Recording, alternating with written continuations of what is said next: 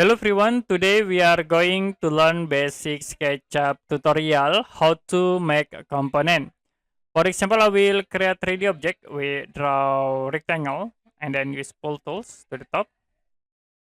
The next, I will use a rectangle again. So we create at this point and then use pull tools to cut in this face like this.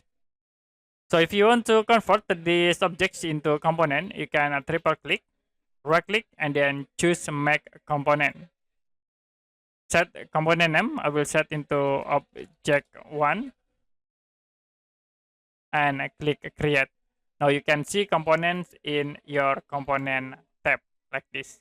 You can delete and you can attach again by clicking this component and insert into your drawing area.